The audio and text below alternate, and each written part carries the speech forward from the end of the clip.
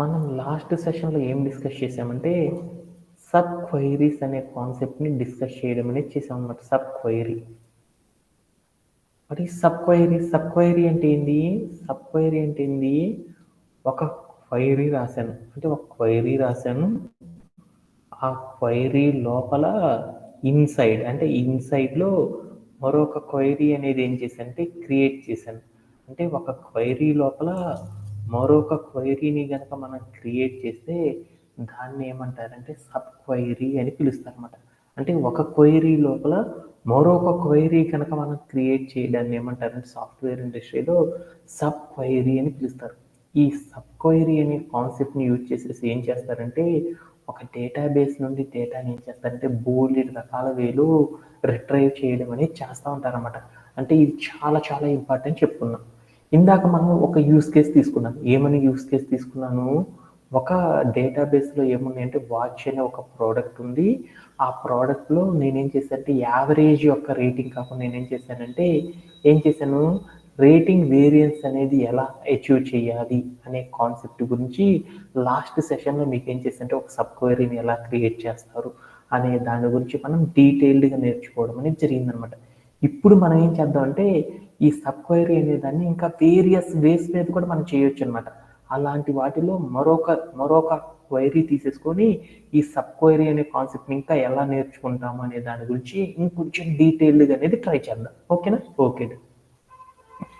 అలానే next concept ఏంటి అంటే ఈ కాన్సెప్ట్ మీద ఏంటిది అంటే ప్రోడక్ట్స్ అనే ఒక టేబుల్ ఉందన్నమాట. అంటే మనకి ప్రోడక్ట్ అనే టేబుల్ ఉన్నాయి కదా, దాంట్లో మనకి ఏమున్నాయంటే బోలెడు ప్రోడక్ట్స్ ఉన్నాయి. వాటిల్లో మా వసంత అనే అమ్మాయికి వాళ్ళ నాన్నగారు ఏం ఇచ్చారంటే కొంచెం డబ్బులు ఇచ్చారన్నమాట. ఆ డబ్బులతో ఆ అమ్మాయి ఏం చేసిందంటే అన్ని ప్రోడక్ట్స్ ఏవైతే ఉన్నాయో ఆ ప్రోడక్ట్స్లో యావరేజ్ రేటింగ్ ఏదైతే ఉందో యావరేజ్ రేటింగ్ కంటే ఎక్కువగా యావరేజ్ రేటింగ్ కంటే ఎక్కువ రేటింగ్ ఏదైతే ఉంటుందో ఆ టైప్ ఆఫ్ ప్రోడక్ట్స్ అన్నీ కూడా ఈ అమ్మాయి ఏం చేద్దాం అంటే కొందాం అనుకుందనమాట. అంటే మా వసంతకు ఏముందంటే products whose rating is greater than average rating of all products.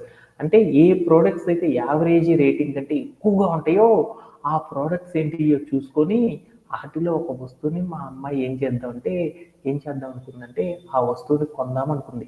అలా కొనాలి అనుకుంటే ఎలా రాస్తాం రేటింగ్ అనేది చూద్దాం. ఓకేనా? Okay done. అలా చేయాలి అంటే మనం ఏం చేస్తామంటే ఒకసారి కోడ్ ప్లే గ్రౌండ్లోకి వెళ్ళి ఒకసారి చూసొద్దాం.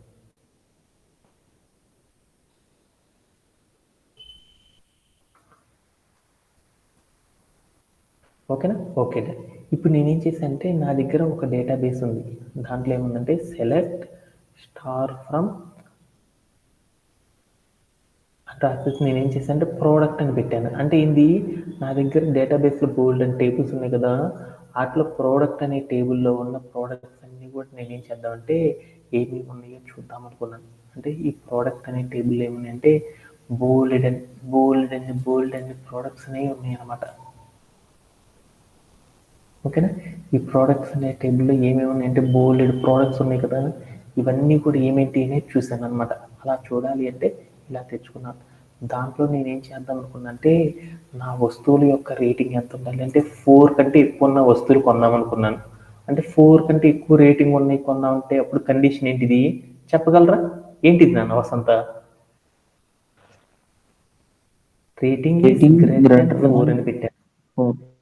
greater than 4. అప్పుడు ఏమైందో చూడు, నా దగ్గర ఉన్న ప్రోడక్ట్స్ అన్ని 4 కంటే ఎక్కువ రేటింగ్ ఉంది. ఓకే. అలా కాకుండా నేను ఇప్పుడు ఏం చేద్దామంటే నా వస్తువుల యొక్క రేటింగ్ ఏ రేటింగ్ అయితే ఉన్నాయో ఇక్కడ అన్ని వస్తువులు ఏవైతే ఉన్నాయో వాటి యొక్క యావరేజ్ కంటే ఎక్కువ ఉన్న వస్తువులు కొందాం అనుకున్నాను. నా కండిషన్ అదనమాట. అంటే మా సంజయ్ అనే అబ్బాయి ఉన్నాడనమాట. వీటిల్లో ఏం కావాలంటే 4 స్టార్ రేటింగ్ 4.5 రేటింగ్ అని ఉన్న ప్రోడక్ట్స్ని చూసుకోవాలంటే మా వాడికి ఈజీగా తెలుసు అనమాట. అప్పుడు వెళ్ళి సెలెక్ట్ స్టార్ ఫ్రమ్ ప్రోడక్ట్ అని రాసి వేరే రేటింగ్ ఈస్ మా వాడు ఎంతైతే అనుకున్నాడో ఆ నెంబర్ కనుక చెప్పేసి అనుకో ఆ రేటింగ్కి తగ్గ ప్రోడక్ట్స్ అన్నీ వచ్చినాయి. అలా కాకుండా మా వాడు మధ్యలో ఒక తిరకాసు అనుకున్నాడు అనమాట. ఏమనుకుందంటే ఏ వస్తువులు అయితే మా వాడు కొనాలనుకుంటున్నాడో ఆ వస్తువుల రేటింగ్ ఏమవ్వాలంటే ఈ టేబుల్లో ఉన్న అంటే ఈ కామర్స్ వెబ్సైట్లో ఉన్న ప్రోడక్ట్స్ రేటింగ్స్ అన్నీ తీసుకుంటే ఆ యావరేజ్గా వచ్చిన రేటింగ్ అంటే ఎక్కువగా ఉండే ప్రోడక్ట్స్ ఏవో అయితే ఉంటాయో వాటి యొక్క వస్తువులు కొనాలనుకున్నాడు. అలా కొనాలి అనుకుంటే మా వాడి యొక్క కండిషన్ ఏందో చూసుకున్నాను. మామూలుగా ఏం కావాలనుకున్నాడు కండిషన్ రాసుకున్నాం. రేటింగ్ అనేది ఏముండాలన్నాడు, రేటింగ్ అనేది ఎంత ఉండాలంటే వీడు కొనే వస్తువులు రేటింగ్ ఎంత ఉండాలంటే ఏముండాలి అంటే గ్రేటర్ దాన్, అంటే మన దగ్గర ఒక టేబుల్ ఉంది కదా, ఈ టేబుల్లో ఏముంది అంటే రేటింగ్ అనే కాలం ఉంది కదా, ఆ రేటింగ్ అంతా చేస్తే యావరేజ్గా రేటింగ్ వచ్చింది కదా, యావరేజ్ రేటింగు, ఈ యావరేజ్ వచ్చిన రేటింగ్ అంటే వీడి ప్రోడక్ట్స్ ఏవైతే ఎక్కువగా ఉన్నాయో ఆ వస్తువుల్ని కొనాలనుకున్నాడు. ఇలా కొనాలి అంటే ఏం చేయాలి, యావరేజ్ అనేది కట్టాలి అంటే మామూలుగా అయితే చాలా చాలా కష్టం కదా. ఈ కండిషన్ అనేది అప్లై చేయాలంటే మనం ఎక్కడ చేస్తాం, రేటింగ్ అనేది గ్రేటర్ దాన్ 4 అని చెప్పాలి. ఇది ఒక కండిషన్ కదా, rating is greater than average rating అని అనుకో, అది కూడా ఒక కండిషన్ కదా. ఇవన్నీ చేయాలి అంటే ఎలా చేయాలి అంటే మామూలుగా చేయాలి అంటే చాలా చాలా కష్టం అన్నమాట. అలా చేయాలి అంటే మనం ఎలా చేస్తాము ఏంటిది అనేది చూద్దాం అనుకున్నాం. అలా చేయాలి అంటే మనం ఏం చేయొచ్చు అంటే దీన్ని రకరకాల వేస్లో చేయొచ్చు. కానీ ఒక బెస్ట్ ప్రాక్టీస్ ఏంటంటే ఇలాంటి వస్తువుల్ని కొనాలి అంటే యావరేజ్ రేటింగ్ ఎంతో తెలుసుకోవాలనుకో మనం ఏం చేస్తాము, యావరేజ్ రేటింగ్ ఎంతో తెలుసుకోవాలనుకో మనం ఏం చేస్తాము, యావరేజ్ రేటింగ్ ఎంతో తెలుసుకోవాలనుకో మనం ఏం చేస్తాము, అంటే ఇక్కడ ఉన్న ప్రోడక్ట్స్ యావరేజ్ రేటింగ్ తెలుసుకోవాలనుకున్నాను. నేనేం చేశాను, average of rating round braces rating అని పెట్టండి, ఆ రేటింగ్ వచ్చేసింది. తర్వాత నేనేం చేస్తాను, ఫ్రమ్ అని పెట్టేసి ఏమని పెడతాము చెప్పాలి, ప్రోడక్ట్ అని పెట్టాను. ప్రోడక్ట్ అని పెట్టేసి నేనేం చేశాను అంటే ప్లే అరౌండ్ చేసి చూశాను. అప్పుడు నాకేమైంది, యావరేజ్ ఎంత వచ్చేసింది. ఈ వచ్చిన వాల్యూని నేనేం చేశానంటే ఇప్పుడు నాకేమైంది, ఈ వాల్యూ మొత్తం వచ్చేసింది కదా, ఈ వచ్చిన వాల్యూని తీసుకెళ్ళేసి ఈ కండిషన్ దగ్గర కనుక అప్లై చేసేసానుకో నాకు కావాల్సిన వాల్యూ వచ్చేసినట్టేనా, అంతేనే కాదా.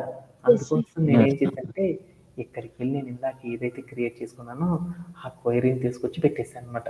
ఇప్పుడు ఏమైందో చూడు, అంటే రేటింగ్ ఈజ్ ఈ మొత్తాన్ని ఏమనుకోవచ్చు, ఇందాక మనం టేబుల్లో చూస్తే ఈ మొత్తాన్ని యావరేజ్ వాల్యూ అయినా, అంటే ఈ కండిషన్ మొత్తం రాయడానికి నేనేం చేశానంటే రౌండ్ బ్రేస్ అనేది ఓపెన్ చేసేసాను. ఇక్కడికి వచ్చి నేనేం చేశానంటే రౌండ్ బ్రేస్ అనేది పెట్టేశాను అనమాట. ఇప్పుడు ఏమైంది, నేను ఏదైతే కండిషన్ రాశానో ఈ కండిషన్ అంతా కూడా ఒకటే అయిపోయిందా. అప్పుడు ఏమైంది చూడు, ఏ ప్రోడక్ట్స్ అయితే నేను చెప్పిన కండిషన్ కంటే ఎక్కువ ఉన్నాయో వాటి యొక్క వాల్యూస్ అన్నీ రావడం అనేది జరిగిపోయింది అనమాట. అంటే నేనేం చేశాను, నేను ఏదైనా డేటాబేస్ నుండి రిట్రీవ్ చేసుకోవాలంటే నేను అలా రిట్రీవ్ చేసుకోవడానికి ఏం చేశానంటే నేను చెప్పే కండిషన్ని సాటిస్ఫై చేయాలి అనుకున్నప్పుడు నేనేం చేశానంటే మధ్యలో మనం ఏం చేయొచ్చు అంటే వాటి కోసం మనం ఏం చేయొచ్చు అంటే ఒక క్వైరీ, ఒక సబ్ క్వైరీ అనేది క్రియేట్ చేసేసి ఆ సబ్ క్వైరీ ఆధారంగా మనం ఏం చేయొచ్చు అంటే మనకు కావాల్సిన కండిషన్కి తగ్గట్లు మన క్వైరీని ఏం చేయొచ్చు అంటే మార్చుకోవడం అనేది చేయొచ్చు అనమాట. ఇలా మార్చాలి అంటే మనం ఏం చేస్తామంటే క్వైరీ మధ్యలో ఏం చేస్తామంటే సబ్ క్వైరీస్ అనే వాటిని క్రియేట్ చేయడం ద్వారా బోలెడంత డేటాని మనం ఏం చేయొచ్చు అంటే డేటాబేస్ డిఫరెంట్ వేస్లో రిట్రీవ్ అనేది చేయొచ్చు అనమాట. ఇలా చేయాలి అంటే వేరే క్లాస్ మీద మనం ఎలా చేస్తామంటే ఇలా సబ్ క్వైరీ అనేది అప్లై చేసి కూడా మనం ఏం చేస్తామంటే డేటాబేస్ నుండి డేటాని రిట్రీవ్ అనేది చేస్తూ ఉంటాం అనమాట. ఇలా చేయడంలో ఎవరికైనా సరే డౌట్స్ ఉన్నాయా, ఎనీబడి హ్యావ్? No sir. అందరికీ అర్థమైనట్టేనా? నెక్స్ట్ పార్ట్లోకి వెళ్దామా. సబ్ క్వైరీ అనేది మనం ఏం చేసాం, ఇంతకు ముందలైతే సెలెక్ట్ అనే క్లాస్ కాడ పెట్టేసి అలా చేయాలో చెప్పాను. ఇప్పుడైతే ఏం చేశాను, వేరే క్లాస్లో మనం కండిషన్ రాస్తాం కదా, ఆ కండిషన్ దగ్గర కూడా మనం ఏం చేయొచ్చు అంటే ఇలా సబ్ క్వైరీ అనేది క్రియేట్ చేసేసి దాని ద్వారా మనం ఏం చేయొచ్చు అంటే మనకు కావాల్సిన డేటా ఏదైతే ఉందో ఆ డేటాని కూడా మనం ఏం చేయొచ్చు అంటే రిట్రీవ్ అనేది చేయొచ్చు అనమాట. ఓకేనా? Okay done. అలానే మరొక ఎగ్జాంపుల్ ద్వారా ఏం చేద్దామంటే ఈ కాన్సెప్ట్ మొత్తాన్ని కూడా ఫుల్ఫిల్ చేసేద్దాం. ఓకేనా? ఓకే.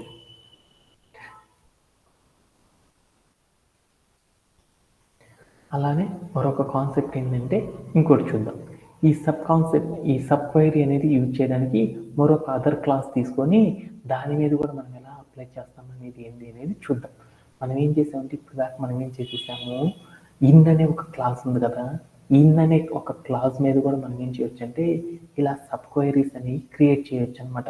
ఎలా అంటే నేనేం చేద్దాం అనుకున్నా అంటే మామూలుగా మనం ఈ కామర్స్ వెబ్సైట్లో మనం ఏం చేస్తాము, ఈ కామర్స్ వెబ్సైట్లో మా వసంత అనే అమ్మాయి ఏం చేస్తుంది, ఏ వస్తువులైనా సరే ఏం చేస్తుంది అంటే ప్రోడక్ట్స్ కొంటూ ఉంటుంది అనమాట.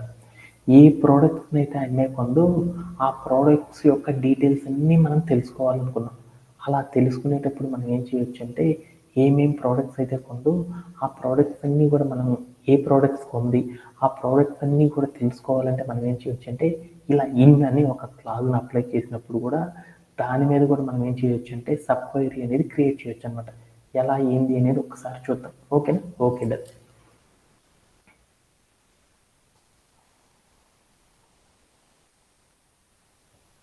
ఇప్పుడు ఈ కామర్స్ వెబ్సైట్లో ఏముందంటే మా అమ్మాయి ఏం చేసిందంటే బోల్డ్ అన్ని ప్రోడక్ట్స్ కొన్నమాట. సెలెక్ట్ స్టార్ ఫ్రమ్ ప్రోడక్ట్ అనే ఒక టేబుల్ ఉందన్నమాట. ప్రోడక్ట్ అనే ఒక టేబుల్ ఉంది. ఈ ప్రోడక్ట్లో ఏం చేసిందంటే మా అమ్మాయి ఏం చేసిందంటే బోల్డ్ అన్ని ప్రోడక్ట్స్ కొన్నమాట. వాటిల్లో ఏ ప్రోడక్ట్స్ కొంది అనే డీటెయిల్స్ మొత్తం కూడా నేను తెలుసుకుందాం అనుకున్నాను. అలా తెలుసుకోవాలనుకున్నప్పుడు నేను ఏం చేస్తాను, ఏ ప్రోడక్ట్స్ కొందో తెలుసుకోవాలంటే ఏం చేస్తాము, వేర్ అని చెప్పేసి దాంట్లోకి వెళ్ళి ఏ ప్రోడక్ట్స్ కొందో తెలుసుకోవాలనుకున్నాము అనుకో, ఆ ప్రోడక్ట్ అనే దాన్ని తీసుకెళ్ళేసి ఏం చేస్తామంటే ఆ ప్రోడక్ట్ యొక్క ఐడియాని కొట్టేసాం. అంటే ప్రతి ప్రోడక్ట్కి ఒక ఐడి ఉంటుంది కదా, ఆ ప్రోడక్ట్ ఐడి అని పెట్టేసి నేనేం చేసేసానంటే ప్రోడక్ట్ ఐడి కానీ నేనేం చేశానంటే ఒక కండిషన్ అంటే ఈ ప్రోడక్ట్ ఐడి అనే కాలం రాసేసి దాంట్లో ఏ ప్రోడక్ట్స్ కొందో తెలుసుకుందాం అనుకున్నాం. ఆయన ఏ ప్రోడక్ట్స్ కొన్నంటే బోల్డ్ products కొన్నాయి.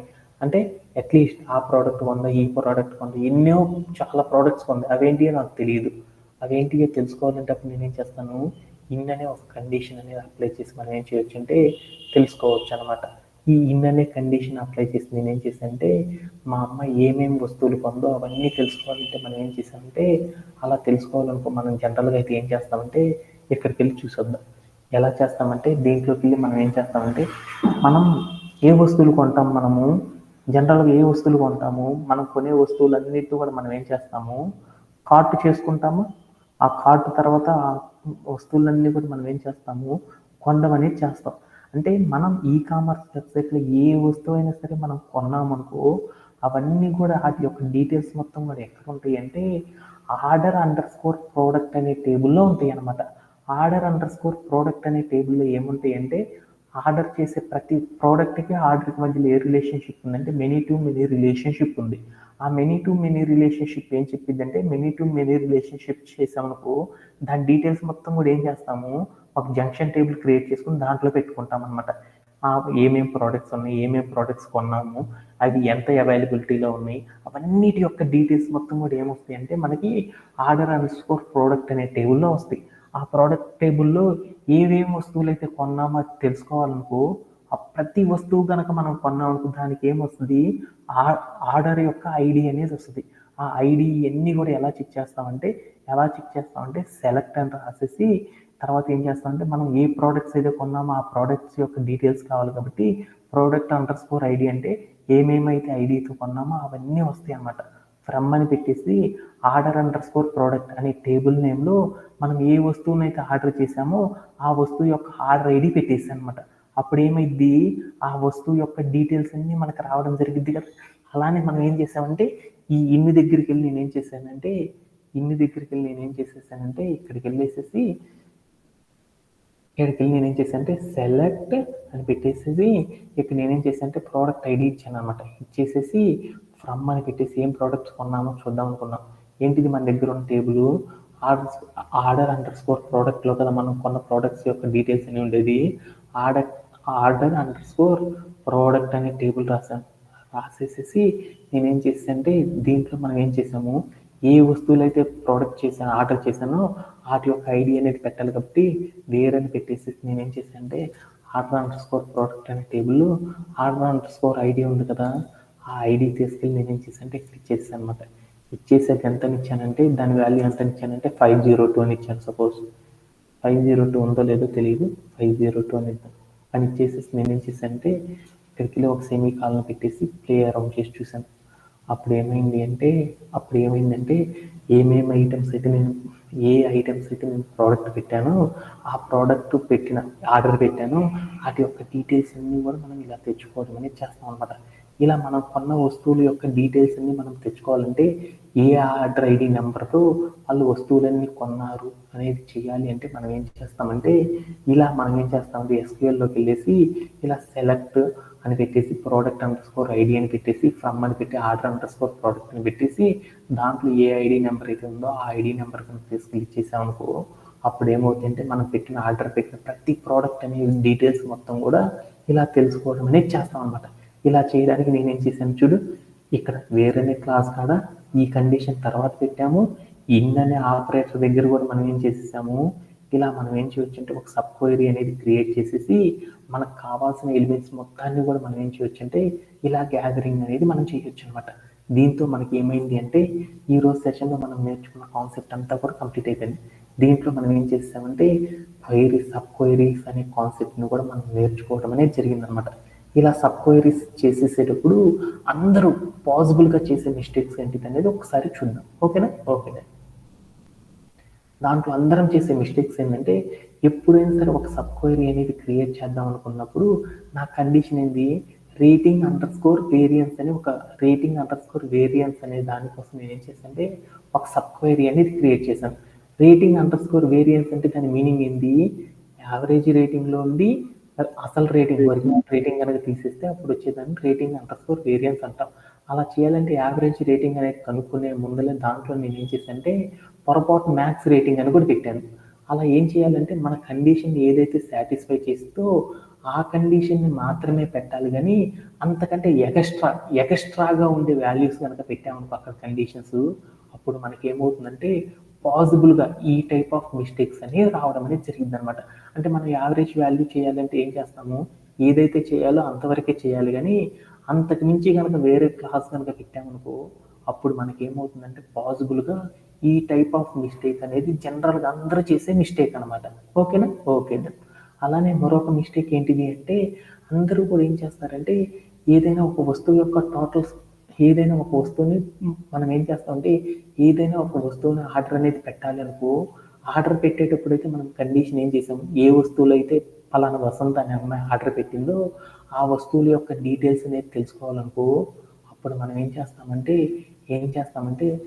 Total under score product అని పెట్టేసేసి తర్వాత మనం ఏం చేసేసామంటే select total underscore amount అని కనుక పెట్టేసేసి ఆర్డర్ అండర్ స్కోర్ ఐడి అని పెట్టేసేసి ఇట్లా పెట్టామనుకో అంటే దట్ మీన్స్ దాని మీనింగ్ ఏంటి అంటే ఇక్కడే కనుక మనం ఇందాక క్వైరీ రాసాం కదా, ఈ క్వైరీ రాసినప్పుడు మనకు కావాల్సిన ప్రోడక్ట్ కావాలనుకున్నప్పుడు మనం ఏం చేస్తామంటే ఇక్కడ వేరే క్లాస్లో ఏదైతే ఐడి పెట్టామో ఇక్కడ కూడా అదే ఐడి పెట్టాలి, కానీ అంతకు మించి ఎక్స్ట్రా కాలమ్స్ అనేవి పెట్టకూడదు అనమాట. ఎప్పుడైతే అంతకు మించి ఎక్స్ట్రా కాలమ్స్ పెడతామో ఆ కాలమ్స్ అన్నీ కూడా ఏమవుతాయి అంటే మనకు చూపించని అన్డిజైర్డ్ బిహేవియర్ని ఫామ్ చేయడం అనేది జరిగింది అనమాట. అప్పుడు మనకేమవుతుందంటే మనం చెప్పిన రిక్వెస్ట్ అనేది మిస్ మ్యాచ్ అయ్యి మనకేమవుతుందంటే ఒక బగ్ అనేది ఏర్పాటు అవ్వడం అనేది జరుగుతుంది అనమాట. అందుకోసం మనం ఏం చేయాలి అంటే ఎప్పుడైనా సరే మనం ఈ సబ్ క్వైరీ అనేది పెట్టేటప్పుడు మనం ఏం చేయాలంటే వేరే క్లాసులు ఏ టర్మ్ అయితే పెట్టామో ఆ టర్మ్ని మాత్రమే ఏం చేయాలంటే మనం రాసే సబ్ క్వైరీలో కూడా ఉంచాలి, తప్పితే అంతకుమించి ఎక్స్ట్రా కాలమ్స్ అనేది పెడితే మనకి ఏమైందంటే ఇలా అన్డిజైర్డ్ బిహేవియర్స్ అనేవి రావడం అనేది జరుగుతూ ఉంటుంది అనమాట. ఇలా ఇంకా బోల్డ్ అన్ని పాసిబుల్ మిస్టేక్స్ అనేవి జరుగుతూ ఉంటాయి అనమాట. అవన్నీ కూడా మనం ఏం చేద్దామంటే ఒక రియల్ టైం ప్రాజెక్ట్ చేసేసేటప్పుడు మనం వాటన్నిటిని గురించి కూడా మనం ఏం చేద్దామంటే ఇంకొంచెం ఇప్పుడు దాకా మనం ఏదైతే కాన్సెప్ట్ చెప్పామో ఈ కాన్సెప్ట్ అన్ని బాగా అర్థమైనవి అనుకో కొంచెం టాస్క్లు కనుక మనం చేసేసేటప్పుడు ఏమవుతుందంటే ఇంకొంచెం నాలెడ్జ్ మనం ఏం చేయొచ్చు అంటే గెయిన్ చేయడం అనేది చేయగలం అనమాట. అందుకోసం మనం ఈరోజు సెషన్ ఏమైతే చెప్పామంటే చెప్పామంటే వ్యూ అంటే ఏదో చెప్పాను, వ్యూస్ ఎలా క్రియేట్ చేస్తారో వాళ్ళని ఎలా డిలీట్ చేస్తారో తెలుసుకున్నాము. అలానే అడ్వాంటేజెస్, వ్యూస్ వల్ల వచ్చే అడ్వాంటేజెస్ ఏందో తెలుసుకున్నాం. అలానే సబ్ క్వైరీస్ని ఇంట్రడ్యూస్ చేసుకున్నాము. ఆ సబ్ క్వైరీస్ చేసేసేటప్పుడు మనం ఏం చేసామంటే పాసిబుల్గా చేసే మిస్టేక్స్ ఏవైతే ఉంటాయో అవన్నీ ఎలా చేస్తాం వీటన్నిటి గురించి ఈరోజు సెషన్లో చెప్పుకోవడం అనేది జరిగిపోయింది అనమాట. దీంతో మనకి ఏమైందంటే వ్యూస్ అండ్ సబ్ క్వైరీస్ అనే కాన్సెప్ట్ని కూడా మనం బాగా నేర్చుకోవడం అనేది జరిగిందనమాట. వీటిలో ఎవరికైనా సరే డౌట్స్ ఉన్నాయి? Anybody have? ఇంకా ఎవరికైనా డౌట్స్ ఉన్నాయా? దీంతో లాస్ట్ అండ్ ఫైనల్ సెషన్ అనేది కూడా మనం స్టార్ట్ చేసేసుకున్నాం. ఓకేనా? Okay done. ఈరోజు ఇంకా లాస్ట్ అండ్ ఫైనల్ సెషన్ వచ్చేసరికి ఏంటిదంటే ఈరోజు సెషన్లో మనం ఏం చేస్తామంటే ఈ ఎస్క్యూఎల్లోని ఇంకొక కాన్సెప్ట్ ఉందన్నమాట. అదేంటిదంటే ట్రాన్సిషన్స్ అండ్ ఇండెక్సెస్ అని మరొక కాన్సెప్ట్ ఉందన్నమాట. ఈ కాన్సెప్ట్ అనేది జస్ట్ ఫర్ మనం ఏం చేస్తామంటే మనం ట్రాన్సాక్షన్స్ చేసేటప్పుడు ఎందుకు ఒక్కొక్కసారి మనం ఏం చేస్తామంటే బ్యాంకుకి వెళ్ళి మనం డబ్బులు కొడతా ఉంటాం. మెసేజ్ కట్ అయ్యిద్ది కానీ మనకి అకౌంట్లో డబ్బులు రావడం అనేది జరగవన్నమాట. కొన్నిసార్లు సర్వర్స్ ఎందుకు ఫెయిల్ అవుతూ ఉంటాయి, కొన్నిసార్లు మనం అమౌంట్ ఏమైనట్టు వస్తుంది కానీ వాళ్ళకి సెండ్ అవ్వవు అనమాట. కొన్నిసార్లు వాళ్ళకి సెండ్ అవుతాయి కానీ మన అకౌంట్లో నుండి డబ్బులు కట్ అవ్వవు అనమాట. ఎందుకు ఈ టైప్ ఆఫ్ మిస్టేక్స్ అన్నీ మనకి ఎందుకు జరుగుతూ ఉన్నాయి అనే వాటిని తెలుసుకోవాలంటే వాటన్నిటికీ ఆన్సర్ ఏం జరుగుతుందంటే ఈ డేటాబేసెస్లోనే మాత్రమే తెలుస్తుంది అనమాట. అది తెలుసుకోవాలంటే దేని ద్వారా మనం నేర్చుకుంటామంటే ట్రాన్సిషన్స్ అండ్ ఇండెక్స్ అనే కాన్సెప్ట్ ద్వారా నేర్చుకోవడం అనేది జరిగింది అనమాట. అంటే ఇదంతా ఈ ట్రాన్సిషన్ అండ్ ఇండెక్సెస్ అనేది ఏంటిదంటే నాట్ ఓన్లీ టాస్క్, ఇది అసలు టాస్కే కాదనమాట. ఎందుకంటే అవేర్నెస్ అనమాట. మనకి ఎందుకు ఇలా జరుగుతుంది, ఇలా ఎందుకు జరుగుతుంది ట్రాన్సిషన్, డేటాబేస్లో ఎలాంటి ఇష్యూస్ అనేవి జరుగుతాయి అనేది తెలుసుకోవడానికి మనం ఏం చేస్తామంటే ఈ ట్రాన్సాక్షన్స్ అండ్ ఇండెక్స్ అనే కాన్సెప్ట్ని నేర్చుకుంటాం అనమాట. ఇదంతా కూడా ఎందుకు నేర్చుకుంటామంటే ఒక అవేర్నెస్ కోసం అనేది నేర్చుకుంటాం. దట్ అండ్ ఆల్సో మనకి ఇంటర్వ్యూలో ఎవరైనా సరే ఎంత పెద్ద చిన్న కంపెనీస్ నుండి పెద్ద టెక్ జైంట్స్ వరకు ఎవరైనా సరే మినిమం ఒక కాన్సెప్ట్ మీద కంపల్సరీ ఒక క్వశ్చన్ అనేది అడుగుతారన్నమాట. ఆ క్వశ్చన్ అనేది ఎక్కడి నుండి వస్తుందంటే ఇంటర్వ్యూలో దీని నుండి కంపల్సరీ వస్తుంది అనమాట. దీనిలో ఒక మెకానిజం ఉంటుంది అనమాట, యాసిడ్ అనే ఒక మెకానిజం. ఈ మెకానిజం నుండి ఏం చేస్తారంటే కంపల్సరీ ఒక క్వశ్చన్ అనేది ఆస్క్ చేయడం అనేది చేస్తారనమాట. అందుకోసం మనం ఏం చేద్దామంటే ఈ ట్రాన్సాక్షన్స్ అండ్ ఇండెక్స్ అనే కాన్సెప్ట్ని కూడా మనం ఏం చేద్దామంటే నేర్చుకోవడం అనేది జరుగుతుంది అనమాట. ఎప్పుడైతే ఈ కాన్సెప్ట్ అనేది కంప్లీట్ అయిపోతుందో ఆల్మోస్ట్ ఆల్ డేటాబేసెస్లో ఉన్న ఈచ్ అండ్ ఎవ్రీ టాపిక్ని గురించి మీ అందరికీ షేర్ చేయడం అనేది జరిగిపోయింది అనమాట. అట్లానే ఇంకొక సెషన్లో ఏం చేద్దామంటే ఒక 10 minutes to 20 minutes సెషన్లో ఏం చేస్తానంటే మీ అందరం కూడా ఇప్పుడు దాకా మనం ఏం చేసుకున్నాం, SQL లైట్తో వర్క్ చేయడం నేర్చుకున్నాం. అలానే SQLతో వర్క్ చేయాలనుకో SQL లైట్కి SQLకి మధ్య డిఫరెన్స్ ఏందో నేర్చుకున్నాం. అలానే మీరందరూ కూడా సాఫ్ట్వేర్లో PostgreSQLతో వర్క్ చేయాల్సి వచ్చిందనుకో మనం SQL లైట్గా నేర్చుకుంది అదే PostgreSQL అయితే ఎలాంటి చేంజెస్ చేస్తారు అనేది కూడా నేర్చేసేసుకుందాం. అలానే మీరు ఒరాకిల్ పోస్ట్గ్రేనే కాకుండా MySQL అండ్ PostgreSQL కాకుండా ఒరాకిల్ DB కూడా వాడుతున్నారు అనుకుందాం. ఆ ఒరాకిల్ DBతో మీరు ఎలా వర్క్ చేస్తారు అనేది జస్ట్ 10 minutes కనుక స్పెండ్ చేసేసి వాటిని కూడా SQL లైట్ నుండి మనం చేసే ప్రతి క్వైరీ కూడా ఒరాకిల్ DBలో ఎలా చేస్తారనే దాని గురించి జస్ట్ ఒక 5 minutes అనేది డిస్కస్ చేద్దాం.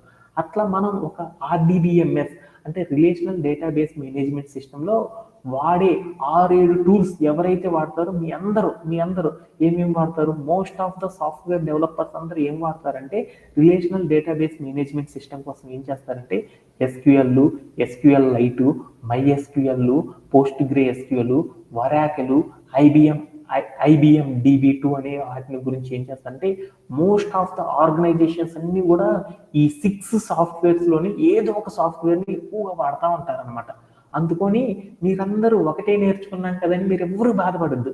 ఆ 6 కూడా ఏం చేస్తానంటే ఎట్ ఏ టైం SQL అనేది లైట్ నేర్పాను కదా, ఈ SQL లైట్ ద్వారా మనం ఏం చేద్దామంటే దీన్ని అప్లై చేసేసి మిగతా DBస్లో ఎలా చేస్తారో మొత్తం కూడా మీ అందరికి షేర్ చేస్తాను.